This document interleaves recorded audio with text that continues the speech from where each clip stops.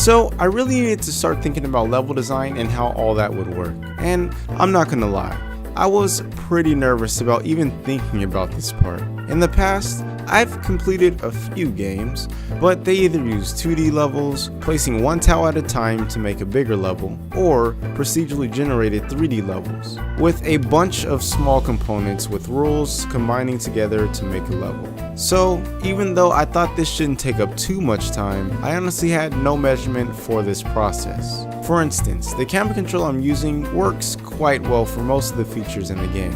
But all of this is without any level designs implemented. So for all I know, none of the code for my current camera controller might not even be recyclable when I get some level design formatted. Which brings me back to why I don't even want to think about this part in the first place. But anywho, we've all got to start somewhere. And seeing how this is a fighting game, you already know a rooftop level is required. And so I started to make a placeholder rooftop level in Blender.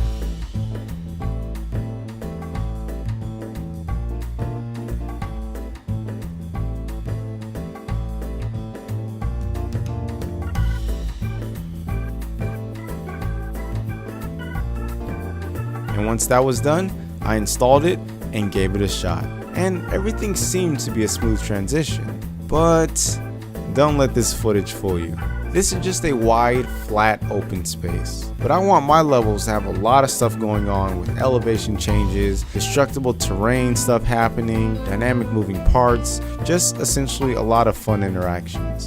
And so to begin testing this stuff, I added an elevated platform and tested it out. But I quickly learned that while walking the ramp is possible, it's a bit of a challenge to do.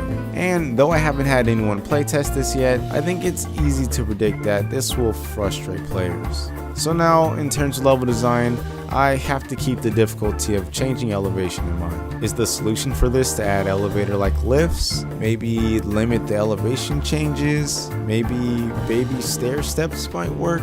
I don't know, I'm not sure. But good to know and to think about when it's time to get serious with level design. Next, I realized that it's hard to tell the depth when using a solid color. And so, I added a random texture to the level to try and help with that. Definitely worked, but just another thing I never really thought about when it comes to making games. So that's another thing I need to think about moving forward.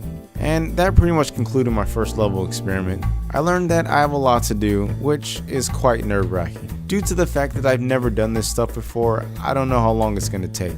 But it's also exciting for all the new things I get to learn. I love a good contradiction.